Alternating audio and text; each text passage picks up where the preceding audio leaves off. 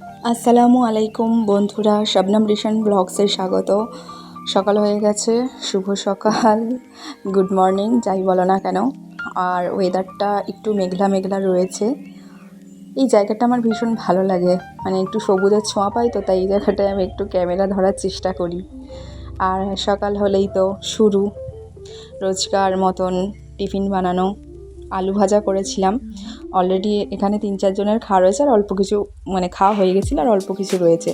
আর শ্বশুরমশাই বাজার থেকে আজকে চিংড়ি মাছ এনেছিল, মুরগি এনেছিল। বিকালে হয়তো একজন গেস্ট আসার কথা রয়েছে, তো সেই জন্য।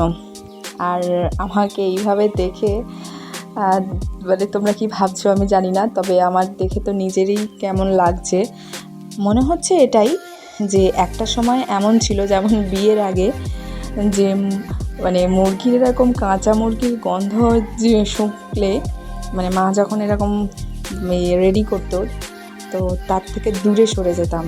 আর এখন দেখো মুরগিটা পুরো নিজে হাতেই একদম পুরো গোটা মুরগি পিস পিস করে নিচ্ছি।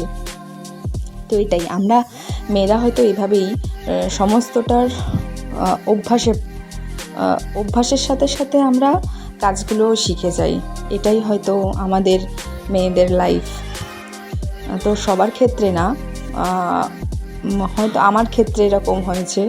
অনেকে যারা হাউসওয়াইফ আছো তাদের উপর দিয়েই বেশি এরকম হয়, আবার যারা ওয়ার্কিং আছো তাদের হয়তো এরকমটা হয় না, তাদের সবার হেল্পিং হ্যান্ড থাকে, অনেক হেল্পটা হয়ে যায়। কিন্তু আমার ক্ষেত্রে আমি নিজেটাই সব হাতে করি। আর আমি যেটা করি না কেন, আমি কাজটাকে কাজ হিসাবে নিই না, মানে নিজের মনে করে নিজের মতন করে গুছিয়ে পরিষ্কার পরিচ্ছন্ন করে করার চেষ্টা করি। সবটুকু জানি না, তবে যতটুকু শিখেছি তার মধ্যেই আমি চেষ্টা করি। ও হ্যাঁ, তোমরা হয়তো ভাবছো এই নীল নীল বড় এইগুলো কি? এইগুলো হচ্ছে ড্রাম। এর আগেও হয়তো একটা ভিডিওতে আমি বলেছি।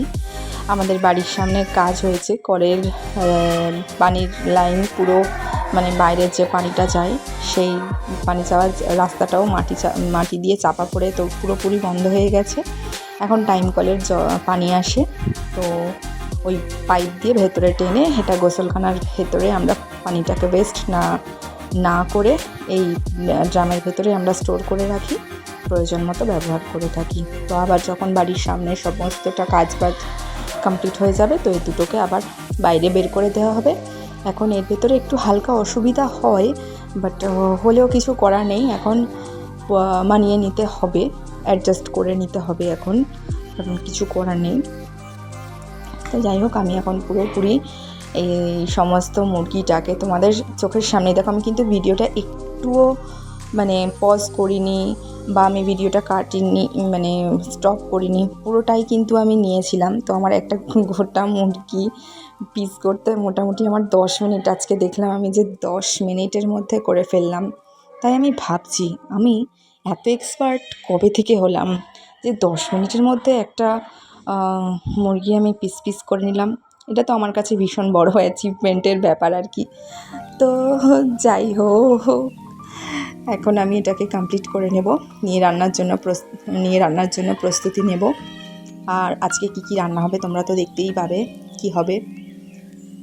সকাল থেকে বাড়িতে মানে কুটুম আসলে একটু তো চাপ হয়ে যায়, কিন্তু সকালবেলায় আসবে না, বিকালেই আসবে, রাতে এখানে হয়তো নাইট স্টে করবে।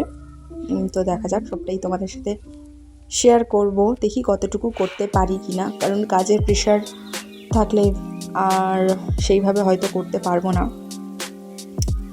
তো দেখা যাক কি হয়। ও আরেকটা জিনিস, রিশান ওর দাদিমার সাথে বাইরে রয়েছে, আমি ততক্ষণে এই কাজগুলো কমপ্লিট করে নিচ্ছি। এটা কমপ্লিট করে নিচ্ছি, আর রিশান ওখানে জ্বালাতন করবে বলে, দুষ্টুমি করবে বলে ওর দাদিমা ওকে বাইরের দিকে একটু ঘোরাতে নিয়ে গেছে। আর তোমরা তো জানোই যে রিশানের সকাল হলে মোটামুটি একটু বাইরে বেরোনো ওর চাই। আর ওর কাছেই ওর আন্টির বাড়ি রয়েছে, ও ওখানেই যায়, বা বাড়ির সামনেটা একটু থাকে। তো আমি একটু নিশ্চিন্ত হয়ে, মানে টেনশন ফ্রি হয়ে আর কি কাজগুলো করে নিতে পারি। তো যতটা পারি আমি আমার টাইমের মধ্যে আমি কুইক কাজ করা যায়, তো সেটাই আমি চেষ্টা করি।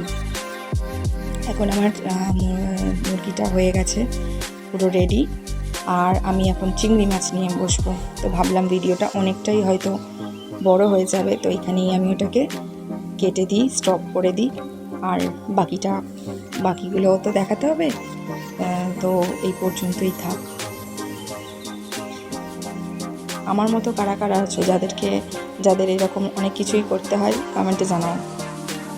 আর দেখো, আমি একসাথে এত চিকেন রান্না করেছিলাম কি আগে মনে পড়ছে না, তবে তোমরা হয়তো অনেকেই জানো আগে আমাকে রান্নাটা সেভাবে করতে হতো না, কিন্তু এখন আমাকে রেগুলারই করতে হয়। তো আমি এখন করছি, ভালো করার চেষ্টা করি, জানি না কতটুকু ভালো হয়, তবে যারা খায় তারা অনেকেই বলে ভালো। এখন তো এরকম মানে কোনো দিন হয়তো আমি একটু ঝালটা ইগনোর করি, কারণ রিশানের জন্য আমি তেমনভাবে আলাদা বললাম না যে আলাদা তেমন কিছু করি না, আর ও রিশান একটু ঝাল পছন্দ করে। তো কড়াতে আমি কষিয়ে নিয়ে আমি হাঁড়িতে শিফট করে দিয়েছি। আমি কড়াতে সমস্ত রান্নাতে কমফোর্টেবল ফিল বলে মনে করি। আবার কড়াটা ধুয়ে নিয়ে যে চিংড়ি মাছগুলো আমি এখন ভালো করে ভেজে নেব।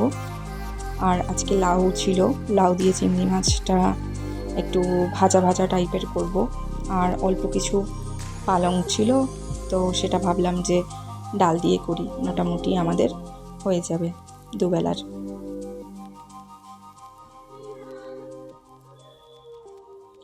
আজকে রান্না করতে অনেকটাই লেট হয়ে গেছে, আর স্নান খাওয়া করতেও মোটামুটি বেশ লেট হয়ে গেছে, কারণ আজকে উনুন ধরাতে অনেকটাই দেরি হয়ে গেছে।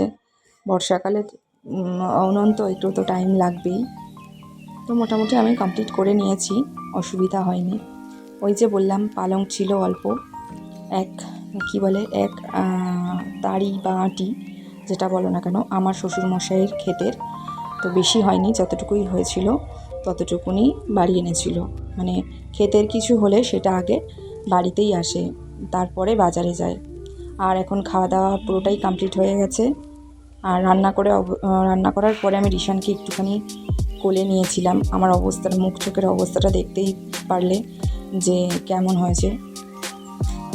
তো রান্না খাওয়া করে আজকে শ্যাম্পু করেছিলাম, মাথাটা বেশ গরম লাগছিল, তো শ্যাম্পু করে নিয়েছিলাম আজকে। আর এখন এই ছাদে এসেছি, ছাদে তো আকাশে তো রোদ ঝলমল করছে, আর আমার এরকম আকাশ তো ভীষণ ভালো লাগে। আর জামা কাপড়গুলো মেলে দেবো। আজকে আমি আর ভিডিও বললাম না যে ভিডিও করতে পারবো কি না, তো আমি আজকে আর বিকালের দিকে ভিডিও করতে পারিনি, কারণ ওই যে বললাম যে বাড়িতে গেস্ট আসলে সেরকম কিছু করতে পারি না, মানে অনেক কাজ থাকে, আদার্স কাজ থাকে, অনেক কিছু থাকে, তো সেই জন্য পারিনি। যতটুকুনি আমি পেরেছি ততটুকুই করেছি। আর রিশান এখন ঘুমিয়ে পড়েছে, তো জামা কাপড়গুলো মেলে দেওয়া বাকি ছিল। আর আজকে সকালের দিকেও আমি এগুলো ধুয়ে মেলে দিতে পারিনি, কারণ সকালের দিকে রিশান একটু দুষ্টুমির মতন করেছিল, ঘুমোয়নি। ও যে টাইমটা ঘুমোয় আজকে ওই টাইমটা স্কিপ করে দিয়ে একটু লেট করে ঘুমিয়েছে, যার জন্য আমাদের সমস্তটাই দেরি হয়ে গেছে। কি করা যাবে, যতদিন না রিশান ঠিকঠাক বড় হয়, বুঝতে শেখে, ততদিন এভাবেই চলবে। অসুবিধা নেই, দু একটা দিন এভাবেই চালিয়ে নিতে হবে, এই আর কি। আমরাও ছোটো ছিলাম এক সময়, আমাদের মানে মাদেরও হয়তো এরকমভাবে দিন পার হয়েছে।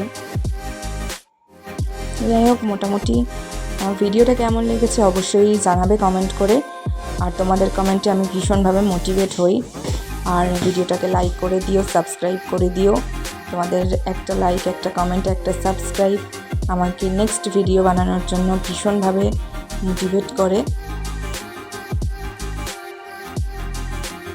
আর ওই যে বললাম না, নিচে রিশান ঘুমাচ্ছে, আমি তো পাশে না থাকলে রিশান উঠে যায়, জানি না এতক্ষণে কি করেছে, তবে আমি চেষ্টা করছি যতটা তাড়াতাড়ি সম্ভব করে নেওয়া যায়।